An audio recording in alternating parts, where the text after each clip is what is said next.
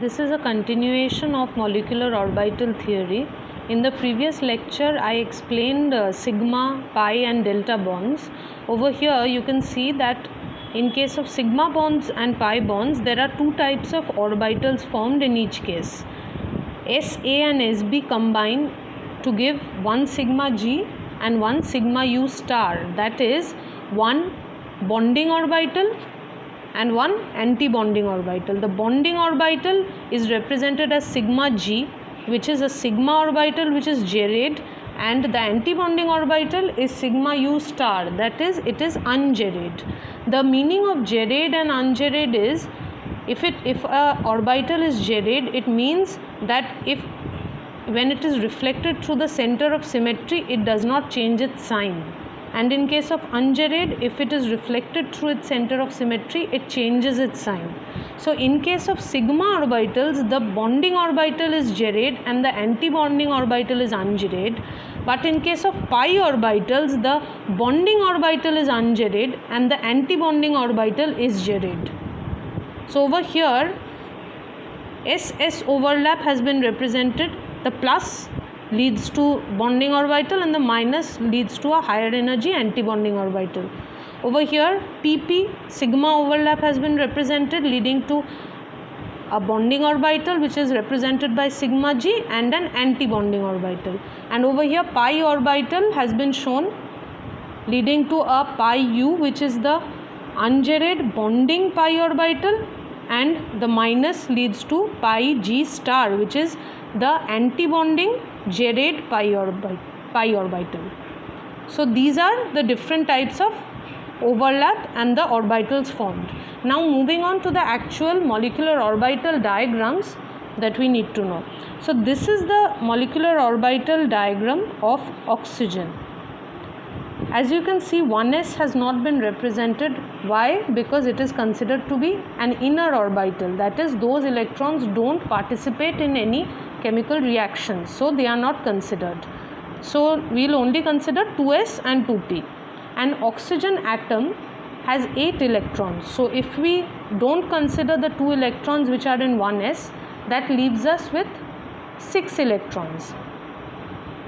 So there, if we have 6 electrons from each oxygen atom, here see 1 2 3 4 5 6, and over here also 1 2 3 4 5 6, so total of 12 electrons.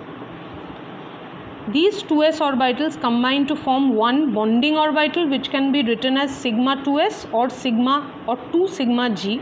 Why 2 sigma g? Because 1s orbitals had also combined to form 2 sigma orbitals, which were called 1 sigma g and 1 sigma u.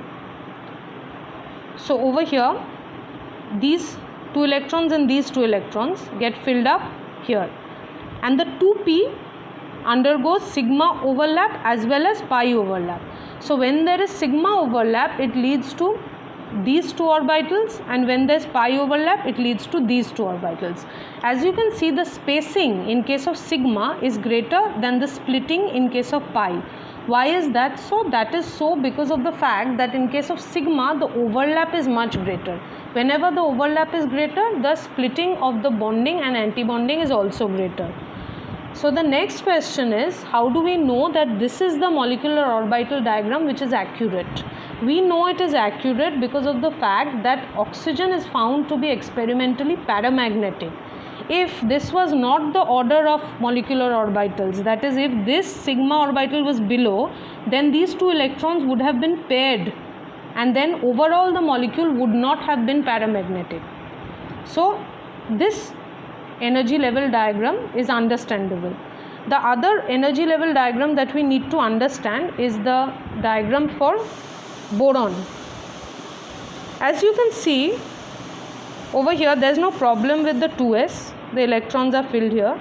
Over here you can see that these 2 orbitals have interchanged. So why have they interchanged? This is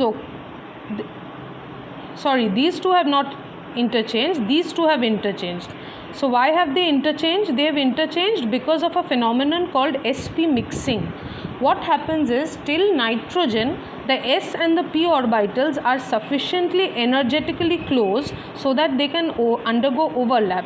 So what happens is, these two orbitals, this orbital gets destabilized and this orbital gets stabilized, as a result of which the energy level of these two set of orbitals get interchanged.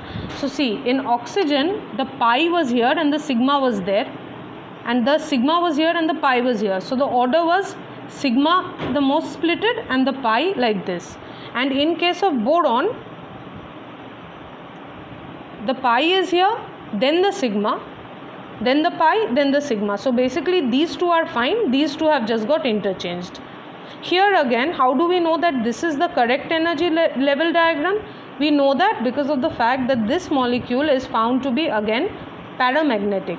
If this was not the ordering, if this was below this, then the two electrons would have been paired up in this orbital, and then in that case overall the molecule would have not been paramagnetic, it would have been diamagnetic.